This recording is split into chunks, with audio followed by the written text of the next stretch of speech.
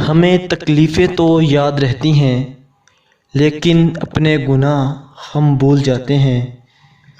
فاصلے اہمیت نہیں رکھتے، تعلق میں مخلصی ہونی چاہیے۔ مختصر رہو لیکن مخلص رہو۔ دنیا کا سب سے مشکل کام اس بات کی وضاحت کرنا ہے کہ آپ کسی کے ساتھ کتنے سچے اور کتنے مخلص ہیں۔ مخلص لوگ بناوٹ سے دور ہوتے ہیں، اس لیے بعض اوقات تلخ محسوس ہوتے ہیں۔ جن کو بہترین رزق چاہیے وہ صرف پڑھیں۔ حضرت ابو ہریرہ رضی اللہ تعالیٰ عنہ سے روایت ہے کہ پیارے نبی رسول اکرم حضرت محمد صلی اللہ علیہ وسلم نے فرمایا، جو شخص صبح میں یہ دعا پڑھ لے اسے بہترین رزق ملے گا اور وہ برائیوں سے محفوظ رہے گا۔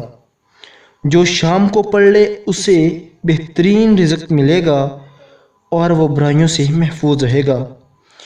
خاموشی کا مطلب لحاظ ہوتا ہے، لیکن لوگ اسے کمزوری سمجھ لیتے ہیں۔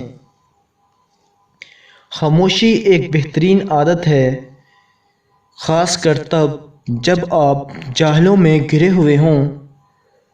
مضبوط لوگ خاموش رہتے ہیں اور وہ کسی کے ساتھ شکایت نہیں کرتے۔ سادگی بھی انسان کو اس کے وجود اور خدا کے ساتھ قریب کر دیتی ہے، اور اس طرح سے انسان کئی مصیبتوں سے اور مشقتوں سے محفوظ اور بچ جاتا ہے۔